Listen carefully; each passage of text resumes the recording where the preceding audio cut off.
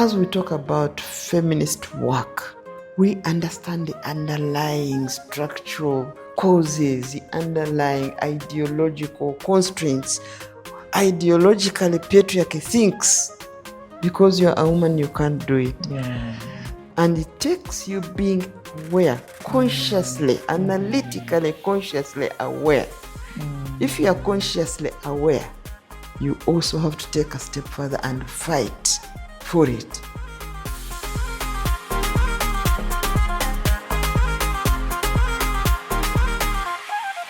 Good morning, good afternoon, good evening from wherever you're listening to us from. We are back with Auntie Hilda's amazing story. This is part 2. For those of you who didn't follow part 1, please go back and listen to that because you have to follow the story all the way through. Auntie Hilda, when we had left off, you're back at Makerere, you've applied and gotten the job of associate professor. Yes. Did you stay at Makerere forever and ever? Amen. No, and it wasn't my intention. When a door opens, you go through it. Walk through it. You walk through it, even if it wasn't your intention. Yes. So I was invited because of my newly acquired skill in gender training. Now we call it gender training, but in those days it was women in development. I had done my PhD. Part of my degree was in women's studies.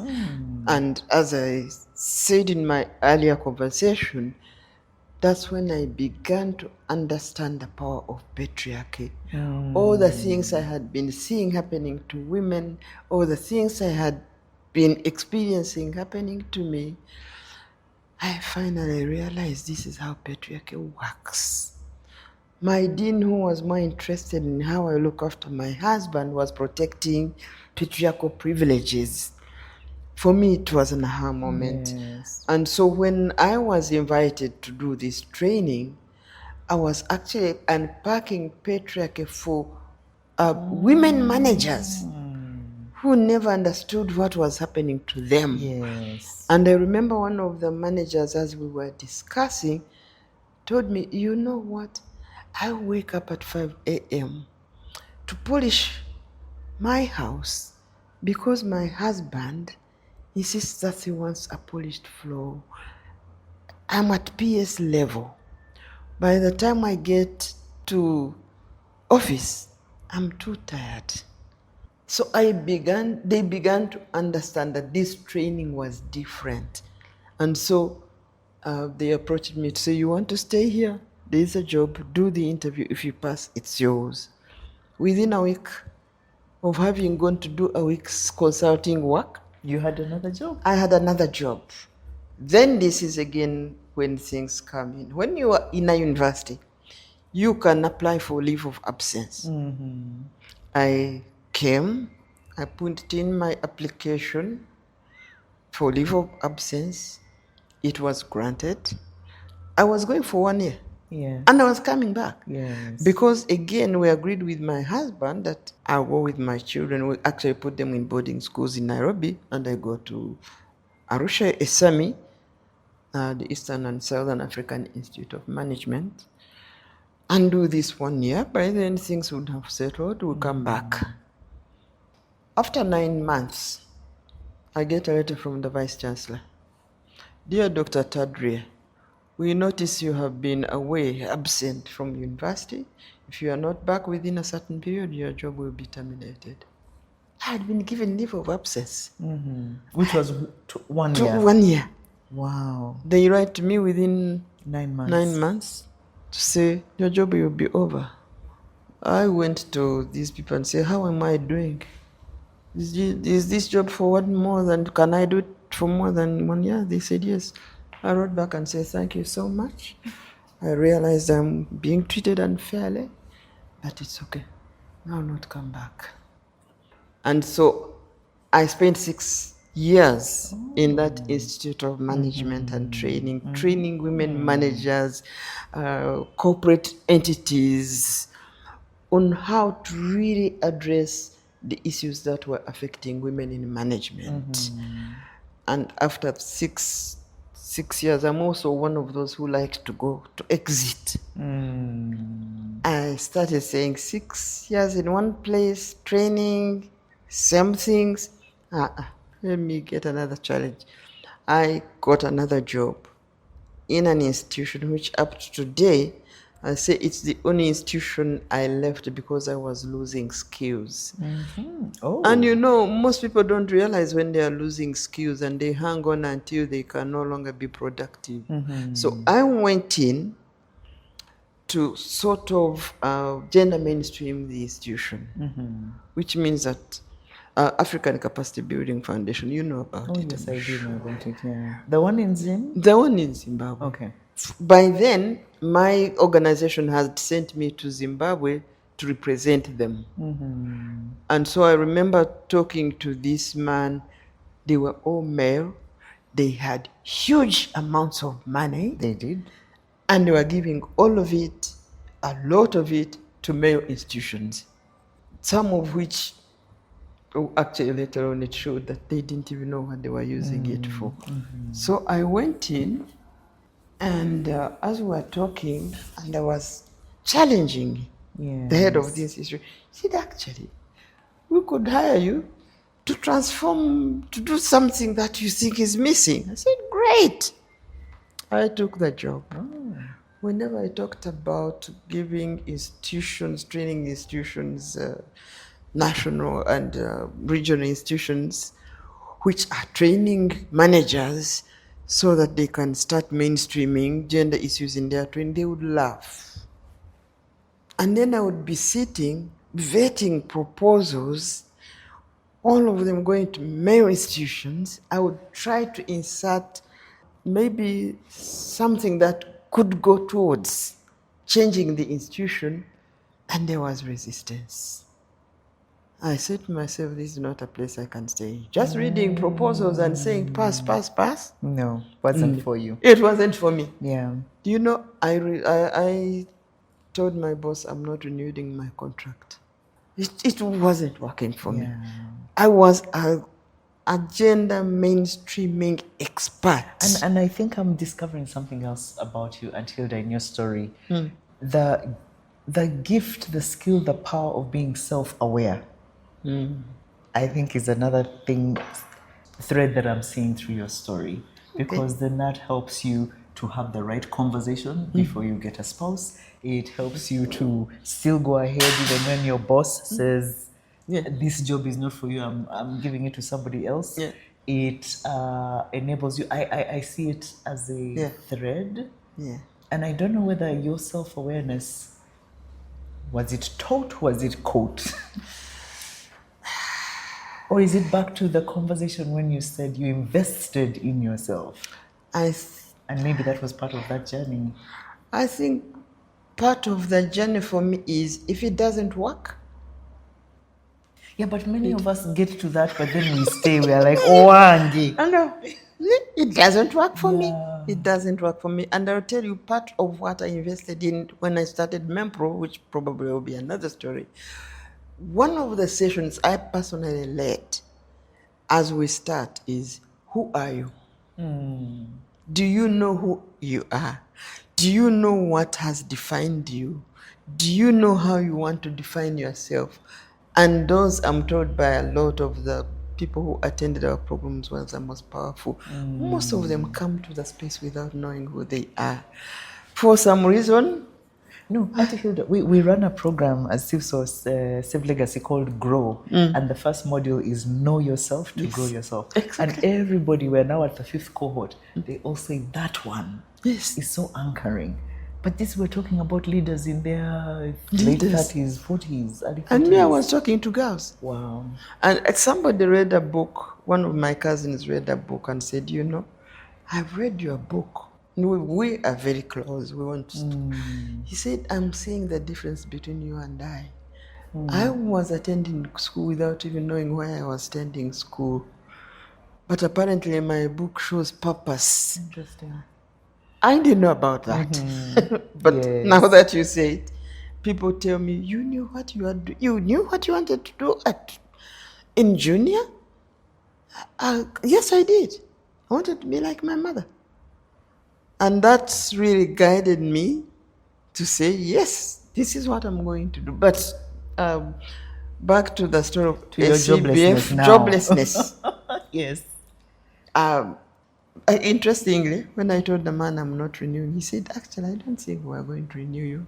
Oh. Oh, so you're going to fire me without me knowing? Okay.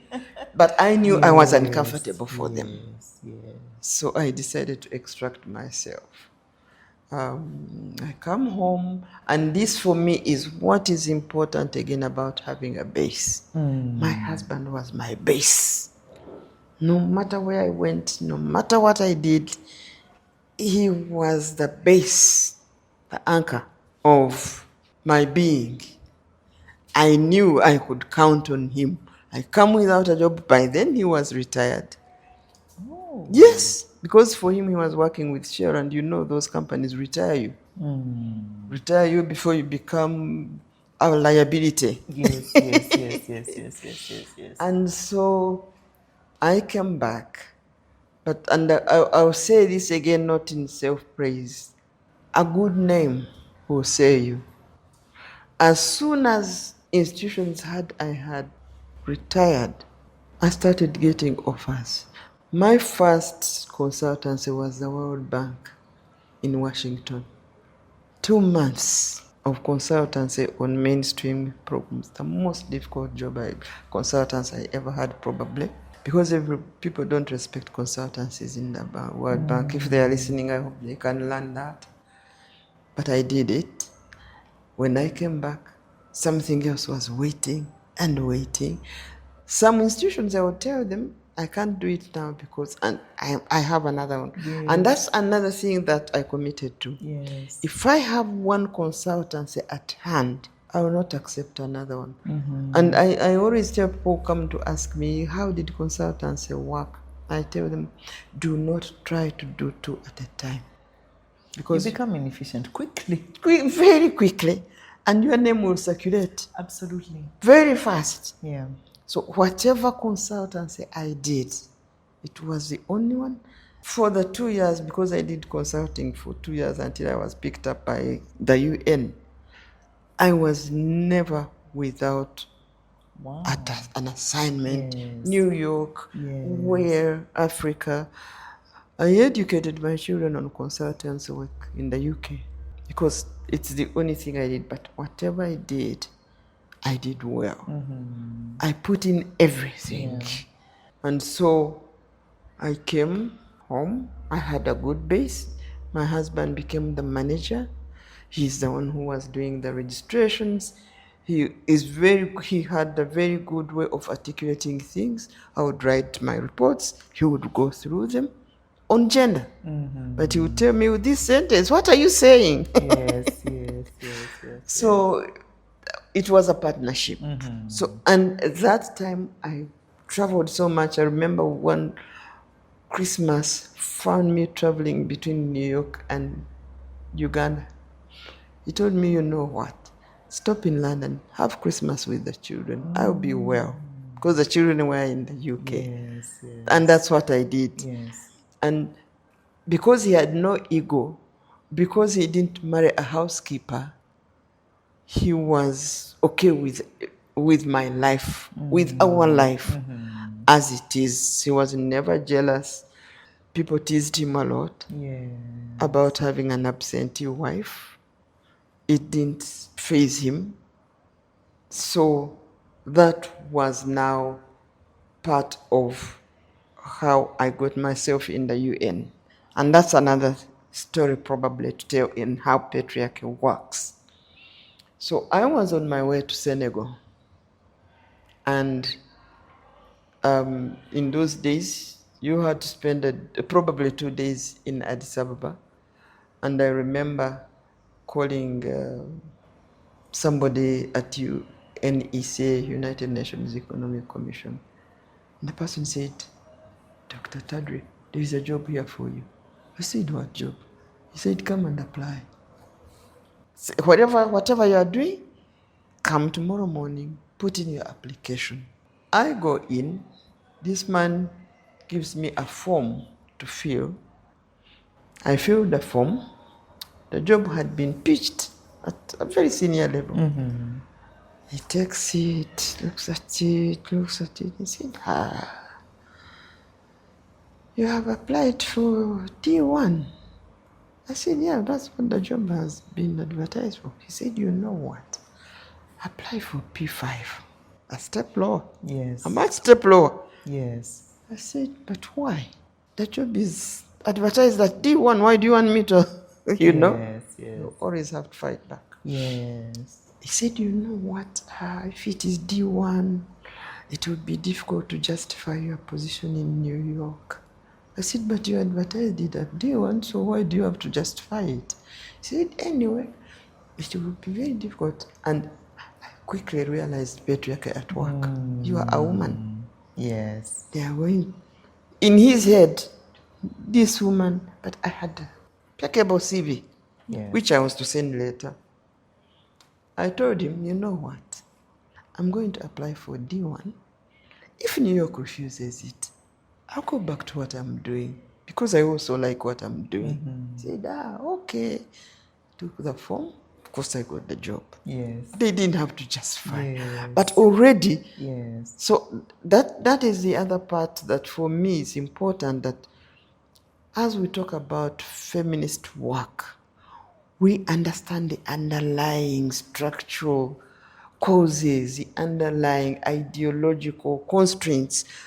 Ideologically, patriarchy thinks because you're a woman, you can't do it. Yeah. If you don't understand where their reasoning is coming from, now going back to the professor telling me, don't go because your husband will be emasculated. Don't apply for this because they won't approve you. Those are all some of the patriarchy games they play. Absolutely. And it takes you being aware, consciously, analytically, consciously aware, and being able to fight back. Feminist consciousness does not necessarily make you do the work. If you are consciously aware, you also have to take a step further and fight for it. Yes. So, and I think for me, that's what has helped, that my consciousness, I've taken it to another level and fought for it. From consciousness to action. To action. Yes. So you work in the UN, I work in the UN, back. then come back. Now, I will tell you what prepared me in the UN to come back and do what I do in Uganda now. Part of the job I was doing in the UN was to read all the reports from Minister of Women, Minister of Gender, on their status reports on women and girls in their countries. And so my job was to read them, summarize the issues, and then I would hold workshops during the annual ECA conferences about the emerging issues. Every single report I read from every single country, what struck me was teenage pregnancies of girls, sexual violence, and girls not finishing school consistently. Yes. And I will tell you, I kept saying, this is not just one case. It's a system. It's a systematic structural problem. And I remember 5 years before I left, I started saying to myself, what can I do about it when I retire? And then one day, and I tell this detail because I was ready. I was supposed to retire and come back and enjoy myself. Then I came, I think it was 1 year, 2 years before. Makere had done a research, and that research escaped a lot of people. But when I came, I read a report, a brief of a report in a newspaper. And the Makere research was asking girls, female students, what their aspirations were. And they had given them 4 options to choose from.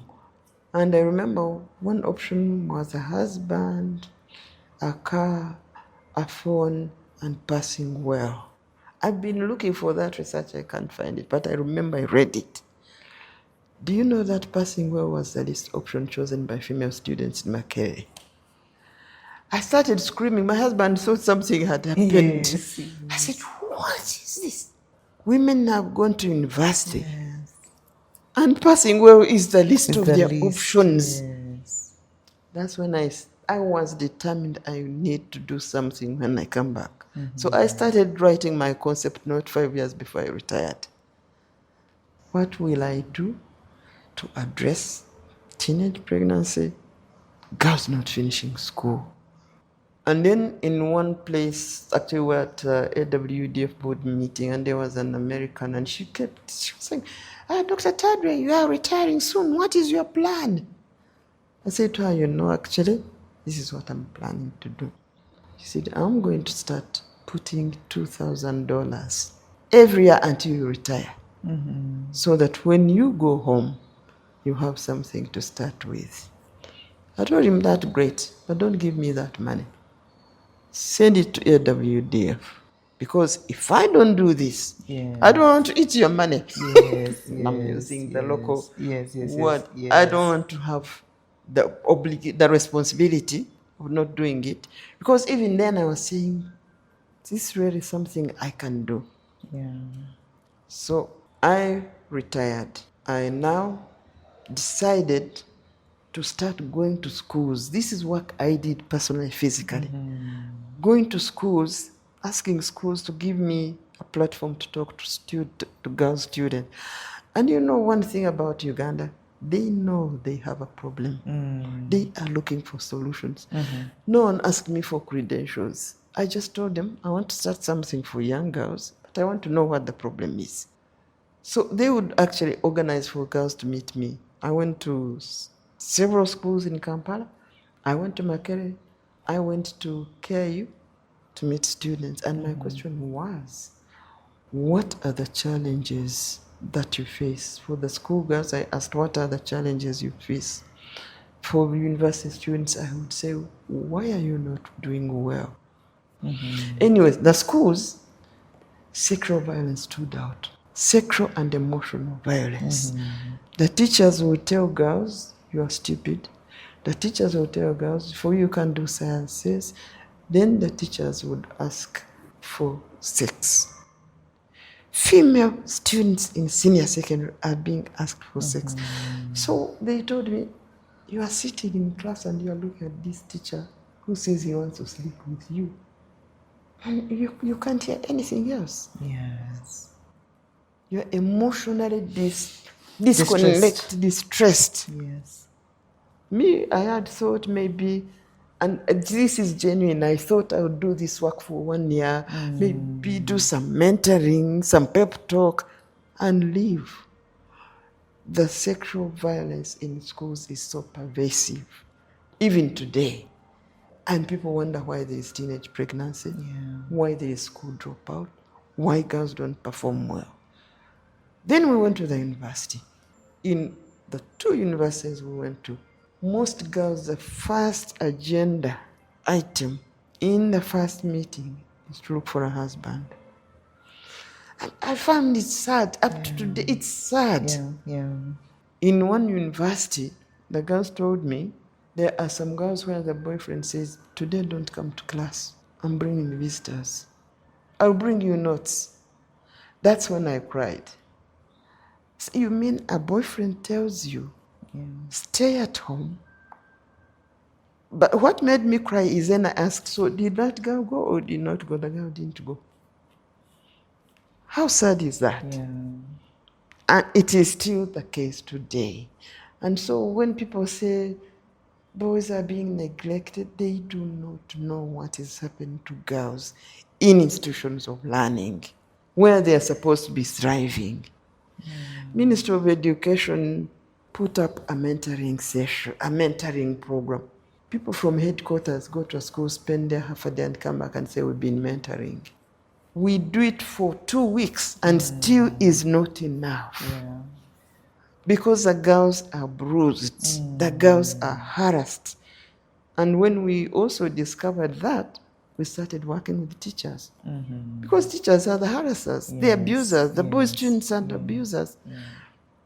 Schools are judged as to how students perform.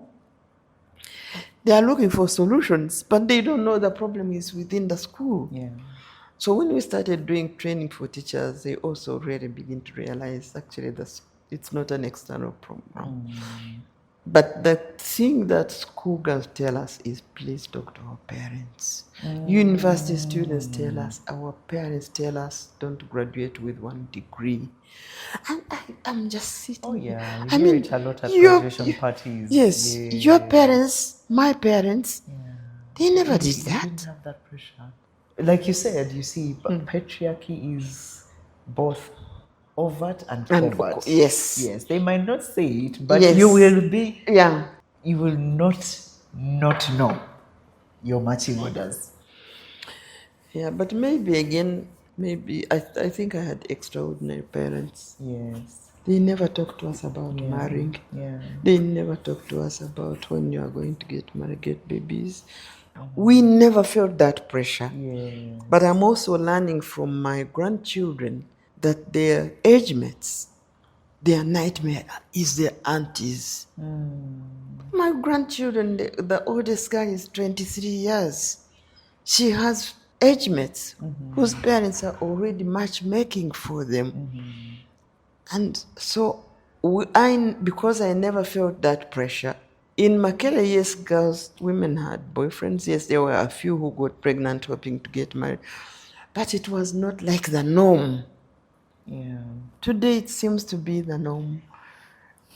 And maybe that needs to be interrogated. So, Auntie Hilda, now those conversations with girls in secondary schools and at universities enable you to create a very powerful institution called MEMPRO, Mentoring and Empowerment of Girls. Yes. And you serve with all that you are and all that you have, just like you've been doing. And then one day, you leave. Yes. Of course, it's not your first leaving, absolutely. No, it's not the first And so I'm not leaving. even seeing it as though, oh, you had never done it and suddenly you do. But since part of the conversation, part of the reason for having footprints is also to hear about how do you prepare yourself for transition, for that conversation? First of all, in yourself. Yes. And then how do you prepare the pathway responsibly? I don't want to be a permanent fixture in things. Yes. And so when you don't want to be a permanent fixture, part of what you have to do is to prepare the people you are going to live. So in starting MEMPRO, I was deliberate at creating a team that would be able to do not exactly the way I do it, but that would carry the passion and the vision. I made sure that all my team understands what the work is about. In my organization, everybody knows what comes in, what goes out. Everybody knows that this is the amount of money allocated to ABC. And I'm saying this because I get shocked when I go to organizations and the other workers don't know how much money they have and where it came from and what it is for. In MEMPRO, everybody knows. If you don't know, there's a problem with you, not a problem with the organization. But I also created myself not to be, indispensable. Yes. Because indispensability is what kills organization. And then you also make yourself also kills think you. It kills you. Without because you. now you think you can't go. I know. I'm indispensable. I can't go. What will happen if I go? And this is part of what I talk about in my book, To Stand. I write about how do you make a transition. If you have no successors, you have no success. Wow, that's powerful. If you have no successors, You have no success. Wow. Imagine if I hadn't created my team to succeed me. Yes. I left 6 years ago now. Yes. It will collapse not because I left, but because the context for that kind of organizing has changed. Yes. So I created MEMPRO for me to be able to live it, but it remains successful. Wow. wherever I went, I made sure I pick one person. I've been to New York with them. I've been to South Africa with them.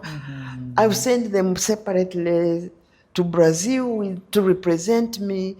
Most people don't take that risk because they think this person is going to come and feel like they are more than the ED.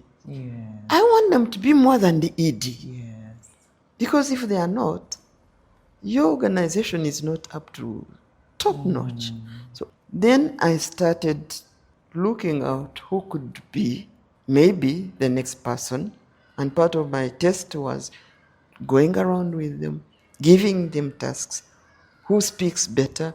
Who is more credible? Who is in it for the organization rather than themselves? And then I started preparing the team. I didn't just leave. I took 3 years preparing my transition, you remember? Yes, I do remember, 3 years. Talking with them, training with them.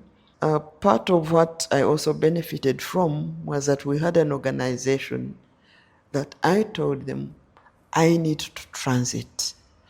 So they started giving me coaching in how to do a successful transition. And this is what I tell people. Don't tell people you are tired, you are going. No. You will break your organization sooner than later. Transit responsibly. So I would go, and there were sessions on transitions. And immediately, the first training I went to, I realized I was already making mistakes. I was planning to leave without preparing the team. And that's why then I requested them to actually invest in the transition process. And they actually gave us a budget. So we would have transition meetings. We would gauge. I would gauge. We would have conversations. What are their fears? Who would feel bad if I left? We had those conversations. So we worked with every single person, security, cleaner, they all sat in the conversations. What will it mean when I leave? And we would gauge each meeting. How do you feel now about me going? For a long time, they were all stuck at 50%. Then there started being a shift. Some people were comfortable, 69%. The day most of them reached 96%. I knew it was time to go. And so we vetted it. And one of the first conversations, I asked them, which of you thinks you would be able to take over after me? Only 2 said they were ready to take over me. And we started preparing them. I started preparing them, getting them to meet the partners that we know. But for me, one person stood out, although she wasn't the oldest. The other one, you could see, had more of the self-interest of the self-marketing than the marketing the organization. And so the first time we were not looking internally, but our first external recruitment was disaster. You remember? I tell you? Yes. So that was disaster. So we told internal people, we are going to re-advertise, but please, whoever feels they are ready, apply. And one of them did. And I was comfortable handing over. And then, after transition, our partner gave us money for me to stay with them for a year, evaluating them, monitoring them, encouraging them. And after 1 year, I said, whoever is not on board will never be on board. Now it's your job. So I didn't just leave, but I also, from the day I started Mempro, I knew I had to transit. And for me, what was compelling is I was now getting into my 70s. I actually left when I was over 70. Yes, yes. You can't be saying you're empowering young women. Yes. You have a team of young women, Yes. and you don't prepare them to succeed you. Yes. There is no success Without successors. successors. And we will end it on that note, that very powerful note and reflection. Leaders who are listening, our elders have told us. So when you look around you, who are you preparing? From the family, when your lawyers say write your wills, because I worked in FIDA, Auntie Hilda, and you cry with widows and their families, but it's because we don't leave successors through our wills. Yeah. Leaders, as you're leading those organizations, who are your successors right now? Evaluate and give it enough runway, because you think it's one person and maybe things don't. Give yourself room to recalibrate. Yeah. And set the course. And then again, it's not just dropping it, one more journey to secure them. Thank you very much. Listeners, thank you so much for listening and tuning in. I hope you've taken your notes. We'll see you again at the next Footprint episode. Thank you so much, Auntie Hilda. You're welcome.